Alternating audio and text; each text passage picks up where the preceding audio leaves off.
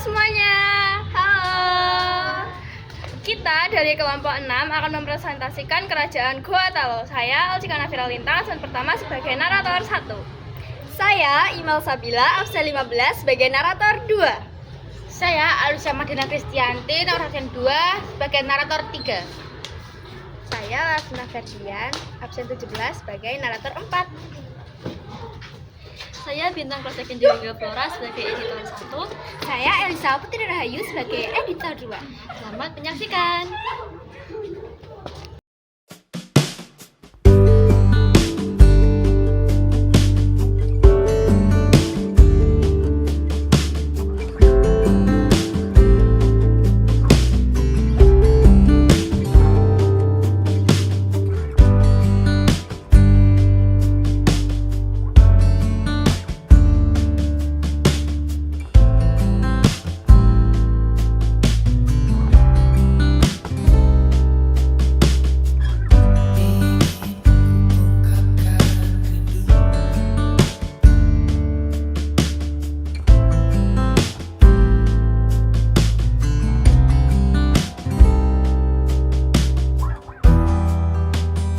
Wilayah Goa Talo berada di sekitar kota pelabuhan Samba-Apuh yang kini menjadi bagian dari kota Makassar. Karena letaknya yang strategis di jalur perdagangan laut, Goa Talo menjadi tempat persinggahan penting bagi pedagang dari berbagai wilayah.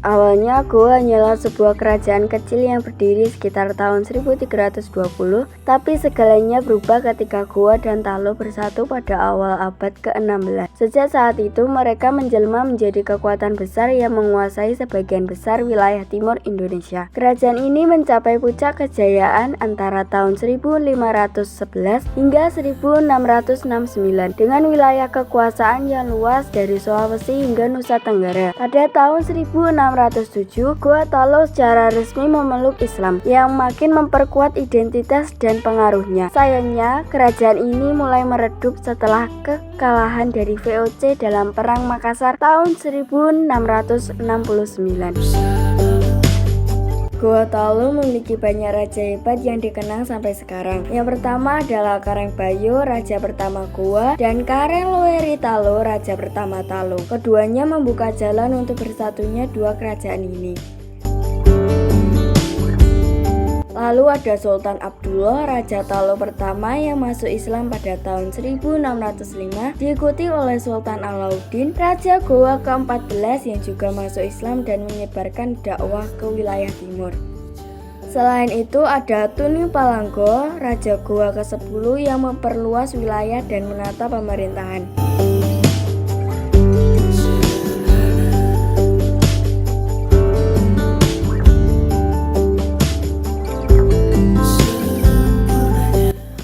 Dan tentu saja Sultan Hasanuddin, ayam jantan dari timur, pahlawan nasional yang terkenal karena perjuangannya melawan Belanda dalam Perang Makassar.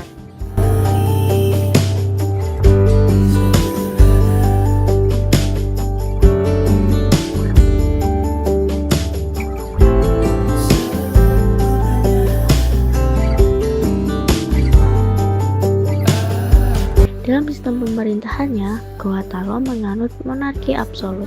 Raja atau sultan memiliki kekuasaan tertinggi, tapi ada pembagian peran penting dengan Talo.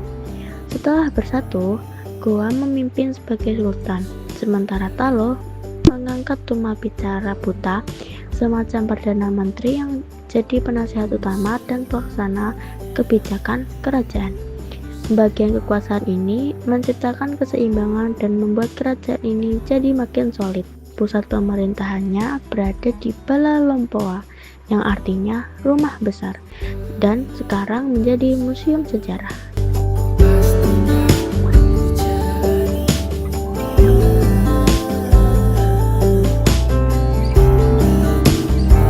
kehidupan sosial, budaya, dan ekonomi. Sebagai kerajaan yang maritim, Gorontalo menjadi pusat perdagangan antara Malaka, Jawa, dan Maluku. Secara sosial, masyarakatnya dibagi menjadi 3, yaitu Kareng atau bangsawan, Tumasorok sebagai rakyat, dan Ata atau hamba sahaya. Mereka mewariskan perahu pinisi sebagai simbol kejayaan pelaut Bugis Makassar.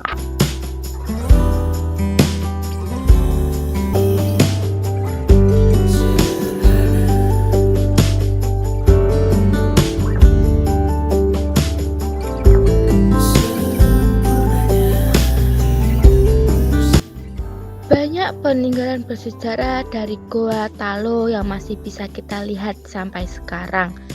Yang pertama ada Bala Lampoa, istana raja yang sekarang jadi museum. Lalu ada Benteng Somba Opu, pusat pertahanan yang dulunya juga jadi pusat perdagangan. Ada juga Benteng Rotterdam yang awalnya bernama Benteng Ujung Pandang dan sekarang jadi pusat budaya. Kemudian ada Masjid Tua Katangka, dibangun pada 1603 dan masih digunakan untuk ibadah sampai sekarang. Terakhir ada Komplek Makam Raja-Raja Gorontalo, tempat bersejarah yang menyimpan jejak para pemimpin besar dari masa lalu.